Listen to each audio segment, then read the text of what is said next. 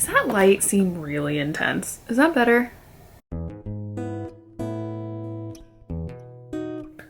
Hi guys, I'm Amy. Welcome back to my channel. Today I have a very exciting video for you guys, at least exciting to me. I am going to be sharing my middle grade March TBR. March is almost here. Who knew that it could get here so quickly when January crawled by for me? Anyhow, so for those of you who may not know, I'm sure there's very few of you, but middle grade March is exactly as it sounds like. It's a month-long readathon hosted by Krista at Books and Jams, Katy at Life Between Words, and Amanda at The Curly Reader. All of their channels will be linked down below, as well as the announcement video, and it's just about celebrating and reading middle grade throughout the month of March. I will read middle grade throughout the year. I don't pick it up a ton, but there's usually a handful that I read every year. I will not solely be reading middle grade throughout the month of March, but I have a stack here next to me that gives me some options. All of these books somehow fit into the 5 prompts that they have this year, and we'll go over those, and some of them could kind of fit into both. I don't plan on necessarily reading all. I think there's 7 of them, but I figured I'd talk to you nonetheless, so this is kind of like my TBR / radar reads. So if you're interested to hear about the books that I'm hoping to get to in March, or at least some of them, then go ahead and keep on watching. Prompt number 1 is to pick a book with a silhouette on the cover, and there's one main one that I have for this, but I have another book that would fit into this category, but that is The Thief Lord by Cornelia Funk. The glare is really bad. This is a book that came out in 2000, so I would have been 10, and I remember this book being really popular, and I may have even read it, but I want to say I haven't, but I remember having a copy on my shelves as a kid. But this takes place in Venice, Italy, and it's about 2 orphans who escape their mean aunt and uncle and meet a mysterious boy called the Thief Lord. And he kind of oversees this group of children that cause mischief and takes care of them, that type of thing. And then the Thief Lord apparently has his own secret, and this leaves Prosper and Beau on a bit of an adventure. It's a book that I've been wanting to get to for years and years, and I don't know where I picked it up at, to be honest with you, but there's a silhouette on the cover up there in the very top corner. So this is one book that fits into that category, and I think it fits into another one as well. And then I guess maybe these are silhouettes, I don't know. It's the 4th book of the Percy Jackson series. This is Percy Jackson and the Olympians, The Battle of the Labyrinth. I'm not going to go into the details of it. I'm sure most of you are familiar with the story anyways, but throughout the last couple years I've been working my way through the series, and Aaron has been wanting me to finish it, so we're working on it. So this is book number 4 that I could potentially pick up for a book with a silhouette on the cover. Prompt number 2 is a book with strong familial elements, and I think a whole slew of these books could fit into that. Again, I'm gonna double dip though, because I feel, well, A, there's brothers, and B, I'm sure the children that all associate with the Thief Lord are kind of like their own family unit. So I think this is gonna be my main selection for that prompt, but again, like I said, I could, once I've read some, I may be able to like sneak one in there, if that makes sense, but not to be redundant, but the Thief Lord for that one as well.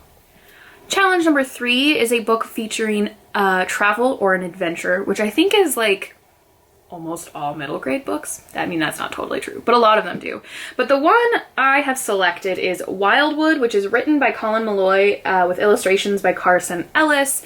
And this book takes place in Portland, which is in the Pacific Northwest, which is where I live. And I've heard good things about this one. It's really long. It's over 500 pages. Of course, it's middle grade and like physically small, the book itself. But this is the story of Prue. Her life is pretty normal, and then her brother gets kidnapped by a bunch of crows and taken off to this place called the Impossible Wilderness, which is on the edge of Portland, and no one has come out alive. So Prue and her really good friend Curtis go to find her brother. So again, this is another one that could be familial themes in it, but it just sounds really fanciful, and I think it's beautifully published. The let's see if I can find an illustration. Oh, there's one. Some of them are in color, some of them are not. I'm really excited to read this one. I don't know why. I'm vibing with it. So there's a good possibility I'm going to try and get to this one sooner rather than later in the month of March, but there you have it. Wildwood. Gosh. Prompt number 4 is a fairy tale retelling or a book that has fairy tale elements, and I went just real obvious on this one, and I chose The School for Good and Evil, Book 2, A World Without Princes by Somam Chanani. Last summer I read the first book in this series and was a little skeptical at first, but ended up really, really enjoying it. So I'm really excited to have an excuse to dive into the second one. I've almost picked it up a couple times because it is one that I'm willing to listen to on audiobook. All of these are probably books I'd be willing to listen to on audio, but excited to see where the story takes us next. The 5th and final prompt is a book that was published in the decade that you were born. And I have 2 selected for this. One of them would technically be a reread, but I read it when I was in late middle school, early high school.